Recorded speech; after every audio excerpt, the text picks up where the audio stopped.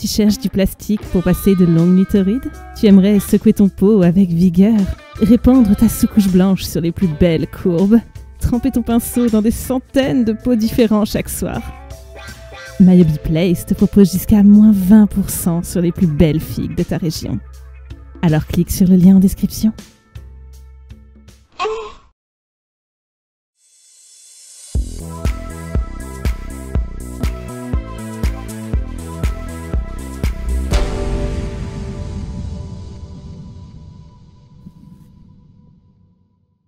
Service avant bonjour. J'aime bien un t-shirt rouge. Pourquoi faire? Vous faites des Blue Angels. C'est bien. Les Blue Angels, 95% du temps, sous couche rouge, la vie, et c'est ciao. Est-ce que c'est bon pour vous? On va aujourd'hui essayer de faire un peu différent, mais on va surtout s'attarder sur le brossage, car suite à ma vidéo sur le Slap Shop, j'ai eu envie justement d'étendre un petit peu le concept. Bref, vous me direz en commentaire ce que vous en pensez. En attendant, c'est parti. Bon, pour une fois, je n'ai pas sous-couché avec une bombe blanche, désolé. Et je vais me servir de Screamer Pink comme couche de base. Car aujourd'hui, il n'y aura pas de lavis, mais il y aura du brossage.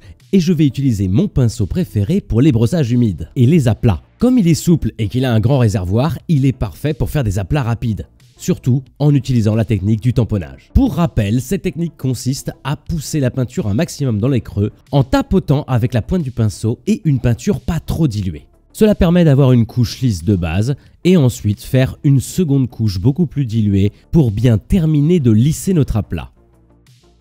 J'aime beaucoup cette méthode parce que ça permet vraiment d'avoir une armure très lisse façon aérographe juste en 2 couches. Mais pour reparler un petit peu du pinceau, c'est un pinceau qui a la particularité d'être excellent pour le brossage. Mais attention, séchez-le bien afin qu'il ne soit jamais trop humide lorsque vous brossez avec. Et donc, avec du Evil Sunz, j'ai décidé de brosser toute l'armure. C'est un brossage humide, donc je charge mon pinceau, je le décharge un petit peu, mais je garde l'humidité de ma peinture telle que sortie du pot. Je le passe à l'opposé des reliefs de l'armure, avec des mouvements secs et rapides. Je n'hésite pas à multiplier les passages, surtout sur les zones d'aplat, afin d'être sûr que la couleur se dépose vraiment de manière homogène. C'est une méthode qui prend quand même beaucoup plus de temps que le lavis. Je vais éclaircir avec du Wild Rider Red. Et cette fois-ci, je fais attention à beaucoup le décharger, avec mon pinceau qui reste quand même un peu humide. Et je le passe principalement sur les reliefs et les zones exposées à la lumière. Bien sûr, il ne faut pas hésiter à corriger aussi un petit peu les ombres que le brossage peut avoir effacées. Bien qu'un peu granuleuse, cette méthode peut avoir un rendu vachement intéressant, notamment au niveau des ombres et des lumières.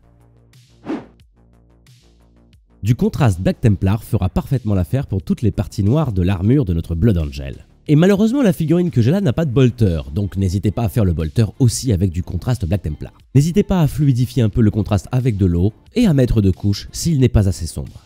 Et oui, je sais, c'est une épaulette de Flèche Tireurs, mais j'ai pas beaucoup de budget, j'avais que ça. Il y a une goutte de sang dessus, non? Vous devriez être content. Décapitation! Bon, ensuite on va prendre du Mechanicus Grey. Et avec un pinceau à pointe ronde, on va brosser. C'est une version plus petite du pinceau de brossage que je recommande. Encore une fois, brosser dans le sens des reliefs. Avec une peinture brute, mais pas sèche. Et ensuite, on va éclaircir ou graissir. Même procédé. On brosse doucement et on essaye d'en mettre un petit peu moins qu'avec le Mechanicus Grey. Brossez aussi le bolter si vous en avez sur votre figurine. Mais n'en faites pas trop quand même. Maintenant, je vais faire du blanc. Je vais blanchir toute la lame et je vais faire les bordures d'épaulettes en blanc parce que je trouve ça très cool sur les Blood Angel. Le mariage blanc, noir, rouge est super beau. Alors n'hésitez surtout pas à en profiter pour vos Blood Angel. C'est pour ça que j'en ai mis aussi sur une genouillère. Bon, on va mettre un petit peu de relief sur l'armure. J'ai pris du Troll Slayer orange et je commence à faire quelques arêtes. L'important c'est de ne pas tout faire. On va faire les arêtes qui sont le plus souvent exposées à la lumière. Et notamment on va insister sur les angles. Parce que les angles, par conjonction, reçoivent souvent beaucoup plus de lumière. Et ce sera pour vous aussi un vrai gain de temps, alors profitez-en. Concentrez-vous principalement sur toutes les arêtes qui sont le plus exposées, qui sont les plus visibles. Et même si votre trait est un peu épais, ça se masquera bien dans le brossage qu'on a fait auparavant. Mais ça reste optionnel, vous n'êtes pas obligé de le faire. Alors pour les sauts de pureté, on prend simplement de l'Ushabti Bones et on n'hésite pas à en mettre 2 couches. Et on fera le lavis après. Mais pour l'instant, je vais vous montrer le NMM le plus rapide possible à faire. Vous prenez de l'Apothecary White et du Nunoil et vous les mélangez environ à 50-50. Vous n'avez pas besoin que ce soit exact. Et ensuite, vous le répartissez sur la lame. Et donc là, je vais même pas faire de montage pour vous montrer à quel point c'est facile. Vous poussez gentiment le contraste et le Nunoil mélangé sur les extrémités Et c'est terminé. Vous laissez sécher à l'horizontale et vous aurez un NMM simple et cool. Bon, attaquons-nous alors. On va prendre du Moonfang Brown et on va le mettre sur les parties dorées. Oui, ça paraît un peu bizarre, mais vous allez voir, c'est super. On va aussi faire les parties cuir en même temps. Ensuite, vous prenez du Retributor et vous brossez vos parties au Moonfang. Enfin, sans rincer votre pinceau, vous prenez du Stormhost et vous mélangez avec le Retributor. Et donc, toujours avec le même pinceau, vous brossez gentiment pour éclaircir les arêtes de votre or. Et enfin, pour le relief, on prend du Agrax. Placez-le sur tout votre or et tout votre cuir. Bon, maintenant je vais peindre l'intérieur des yeux en Flatchgit Yellow. Parce qu'ensuite je vais faire un lavis vert et cette couleur jaune va me donner une bonne base bien chaleureuse. Après avoir bien secoué mon pot de Beltane Green, je vais en mettre à l'intérieur des yeux de manière à ce que les reliefs apparaissent, surtout dans les creux de l'œil. Prenez votre temps, chargez bien votre pinceau et vous aurez un œil brillant très efficace. Je vais aussi en mettre sur les gemmes de l'armure que j'avais peint au blanc préalablement. Je charge le lavis au centre des gemmes. Enfin, je prends du Skeleton Horde et je vais faire tous les parchemins et les sauts de pureté avec. Je prends une bonne dose pour créer un maximum de relief. Ensuite, petite astuce, je prends du Carroburg Crimson que je n'ai pas secoué et je vais m'en servir pour faire des giclées de sang. Cette technique est très pratique quand on n'a pas de peinture spéciale pour le sang, car le lavis non secoué va briller comme s'il était sanguinolent. Et enfin, je termine avec un Mood Green pour les sauts de pureté. Je vais ajouter un lavis vert par-dessus. Alors c'est vrai que pour l'instant j'ai jamais fait de tuto décalco, donc je vais vous montrer comment on fait. On découpe le décalco et avec un pinceau je vais humidifier l'arrière de la feuille du décalco. Ensuite, en raclant avec les poils du pinceau, je vais pouvoir plus facilement décoller le symbole Blood Angel. Je le place sur l'épaulette et je l'aligne un peu, grossièrement. Ensuite on va prendre du Lamian Medium et on va bien secouer le pot. Et c'est avec lui que je vais positionner mon décalco. Il existe normalement des vernis spéciaux à décalco, mais le Lamian Medium fait l'affaire. S'il a bien été secoué, il deviendra mat au séchage. Et il permettra à votre décalco d'être protégé par le voile de médium. J'ai fait un socle sur mesure et je le peins entièrement au Moonfang Brown.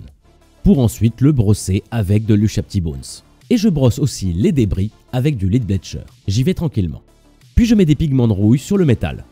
Enfin, avec de la super glue, je vais mettre un petit peu de flocage d'herbe. Et oui, comme les Blood Angels sont de couleur rouge, il est bien d'avoir une couleur contrastante sur le socle. En l'occurrence, là j'ai choisi la complémentaire, le vert. Ça va faire ressortir la figurine. Découvrons ça ensemble.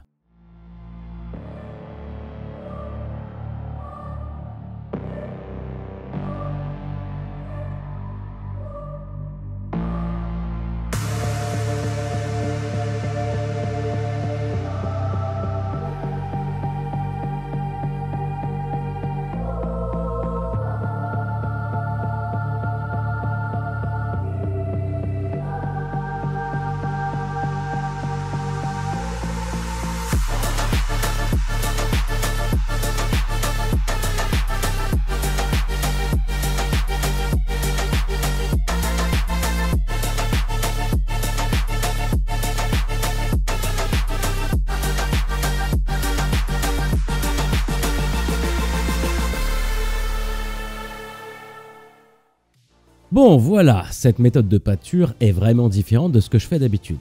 Mais après ma vidéo sur le Slap Shop, je m'étais dit que je vous avais jamais vraiment appris à bien brosser. En tout cas, à comment s'y prendre bien pour avoir un brossage sympathique. Évidemment, c'est une technique qui prend beaucoup plus de temps qu'utiliser un simple lavis sur un aplat. Mais si vous aimez le rendu un peu granuleux, un peu grimdark, un peu abîmé, c'est vraiment très cool. Donc n'hésitez surtout pas à le faire pour d'autres armées si vous voulez. Donc abonnez-vous, pouce bleu, Twitch, vous connaissez la totale. Bye bye.